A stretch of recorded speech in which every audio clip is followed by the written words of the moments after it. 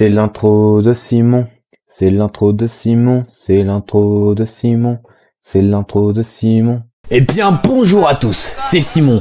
Aujourd'hui on se retrouve pour une nouvelle vidéo, j'espère que vous allez bien. Tous ensemble nous allons découvrir l'iceberg de Saint-Luc. Nous allons tout d'abord commencer par le ciel. Nous irons ensuite découvrir la surface de l'iceberg, les choses qui sont assez connues. Nous allons ensuite rentrer dans les choses plus sombres de Saint-Luc. Nous allons découvrir ce qui se cache sous l'iceberg.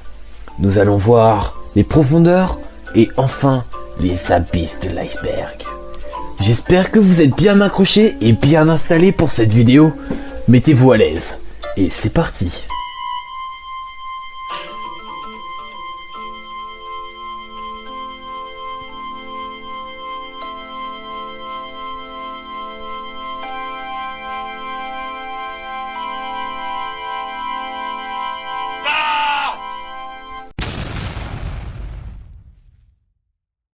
Eh bien, je vais commencer cette visite par le ciel au-dessus de l'iceberg. À première vue, Saint-Luc est une école d'art totalement normale, avec ses enseignants, mais aussi les nombreuses rencontres qu'on peut y faire à l'intérieur. Cependant, en rentrant dans le bâtiment, j'ai tout de suite senti une atmosphère pesante, comme si ces murs renfermaient de lourds secrets. Il me fallait de les découvrir. Après une longue enquête, j'ai décidé de vous les présenter, mais auriez-vous le courage de me suivre jusqu'au fin fond des abysses? C'est ce qu'on verra. Bonne chance. Eh bien, nous nous aventurons déjà au bord de l'eau, à la surface de l'iceberg. Dans cette partie, je vais vous décrire les personnes importantes à la compréhension de la suite de mon récit. Tout d'abord, nous avons Zach, un jeune homme, jeune et fougueux. C'est logique, j'ai dit un jeune homme. Théodore, l'homme aux 1000 visages. Enzo, nous avons l'impression que du jour au lendemain, ce n'est pas la même personne. Clarence, l'enfant du groupe, la protégée. Swazik, une fille presque parfaite.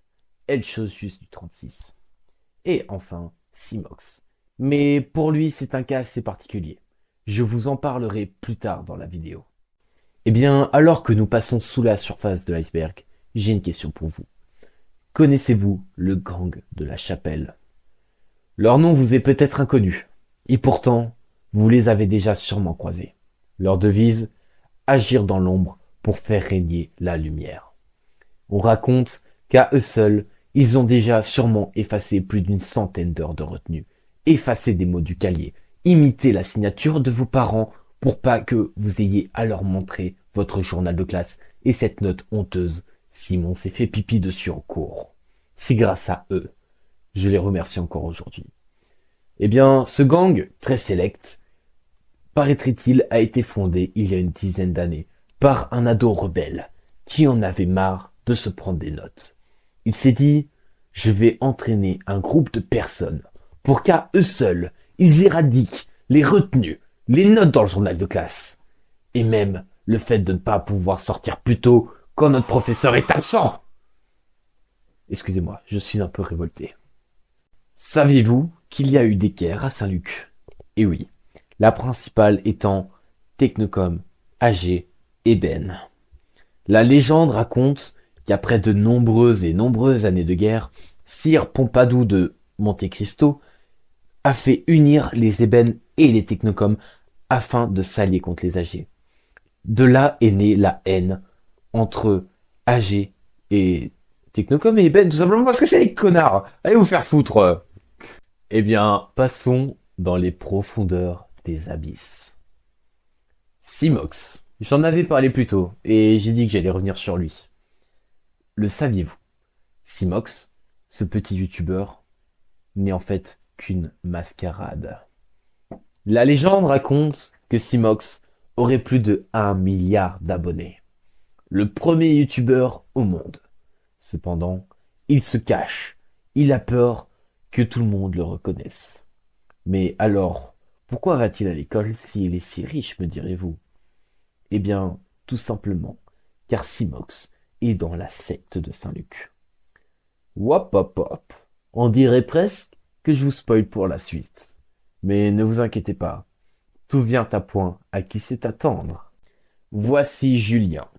À première vue, il ne paraît pas très dangereux, je vous l'accorde. Mais ne vous fiez pas à son petit sourire narquois et ses beaux yeux. En effet, Julien aurait en réalité une deuxième personnalité. Celle-ci se prénomme Enzo. Enzo, un être tout droit descendu de Satan lui-même. Un être de haine, de violence, de massacre. Si Enzo prend le contrôle du corps, on raconte qu'à lui seul, il pourrait renverser l'État qui peut détruire des pays entiers en un claquement de doigts. Je vais maintenant vous parler de ma plus grande déception. Swazik, dit l'imitatrice. Au début, quand je l'ai rencontrée, tout semblait parfait, presque trop parfait. Nous nous entendions super bien, nous avons plein de points communs. Mais quelle fut ma surprise quand je me suis rendu compte qu'en parlant à d'autres personnes, elle n'était pas du tout pareille. En effet, j'avais l'impression qu'elle imitait toujours la personne en face d'elle. C'est alors que j'ai commencé à réfléchir. J'ai fait des tests. Je me suis comporté de différentes façons chaque jour pendant des semaines et des semaines. Et quelle fut ma surprise, encore une fois, quand je me suis rendu compte qu'elle m'imitait à chaque fois. En fait, Swazik est une imitatrice de renom, venue à Saluc pour parfaire son savoir. Mais tu ne m'auras pas, Swazik, je t'ai vu. Eh bien, je pense que nous avons assez exploré les profondeurs et je vous propose de me suivre, si vous l'osez, dans les abysses. Eh bien, ça y est. Je pense que si vous en êtes arrivé là, c'est que vous savez à quoi vous attendre. Parlons un peu du fondateur de cette école, Jean-Baptiste de la Salle. À votre avis, pourquoi cette tête est placardée un peu partout dans l'école? Vous pensez que c'est juste parce que c'est le créateur de Saint-Luc? Je vais démentir cette théorie. Écoutez-moi bien. Une fois, je suis rentré à Saint-Luc pendant la nuit. J'ai vu des hommes en tenue assez particulière. Ils se sont réunis dans une salle et ont commencé à prier. Autour d'eux, des centaines de dessins de Jean-Baptiste de la Salle. C'est alors que j'ai compris pourquoi il y avait ces affiches partout. C'était devenu une évidence. Ces affiches sont là pour que nous, élèves, qui nous ennuyons en cours, les redessinons. Mais vous allez me dire, c'est un geste anodin de redessiner une affiche. Eh bien non. Ce qu'attendent les membres de ce culte, c'est un dessin parfait de Jean-Baptiste de la Salle. Si un jour, ce dessin vient à voir le jour, leur invocation va fonctionner. Jean-Baptiste de la Salle va se réincarner dans un des élèves de Saint-Luc et il fera alors régner la terreur et la destruction. Eh bien, maintenant, après avoir parlé de cette secte, dont d'ailleurs Simox fait partie, et c'est donc pour cela qu'il perd tout son argent de ses vidéos YouTube avec ses 1 million d'abonnés, je vais vous parler de la plus grande menace, selon moi, de Saint-Luc. Est-ce que vous voyez Zach? À première vue, il s'agit juste d'un ado incapable dans beaucoup de choses. Je vous l'accorde. Mais il n'est pas que incapable. Il est aussi vachement nul. Qu'est-ce qui me fait dire ça? C'est que il change très souvent de coupe de cheveux, et plus précisément de couleur. Je me suis donc posé et réfléchi à pourquoi il change de couleur. Et la solution la plus évidente, c'est que ce soit un skinwalker qui s'est fait rejeter de sa meute. Un peu l'Oméga, la victime. Il était un peu nul, il savait pas trop imiter les gens, et il s'est fait virer. Aujourd'hui, il erre à Saint-Luc, en ne sachant même pas imiter son propre personnage, à chaque fois avec des couleurs de cheveux différentes.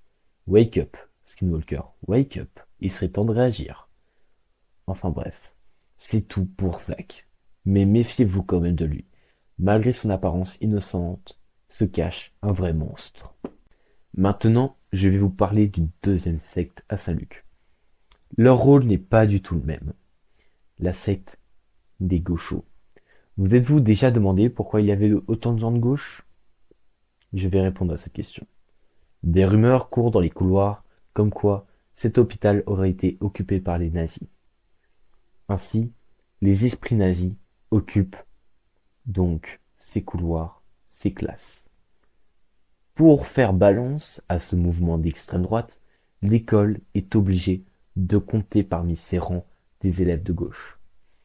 Vraiment, Vous dites que c'est juste du hasard qu'il y ait autant d'élèves de gauche dans une seule et même école? Détrompez-vous. Mes pourcentages m'indiquent 80% de personnes d'extrême gauche contre 18% de personnes de gauche et seulement 2% de personnes de droite dans cette école. Posez-vous les bonnes questions, réveillez-vous et agissez. Je voulais donc vous remercier de m'avoir suivi jusque-là. Cette vidéo était plus longue que mes anciennes, j'espère que ça vous a plu. N'hésitez pas à mettre des commentaires en masse pour me le faire savoir. Si je pouvais vous donner un dernier conseil sur Saint-Luc, avant que vous quittiez cette vidéo, méfiez-vous de Clarence. Derrière son air de jeune fille de 4-5 ans se cache un petit diable. Il volera, se moquera de vous et même vous tapera. C'est tout pour moi. C'était Simon. J'espère que ça vous a plu. Mettez un masse de likes et abonnez-vous.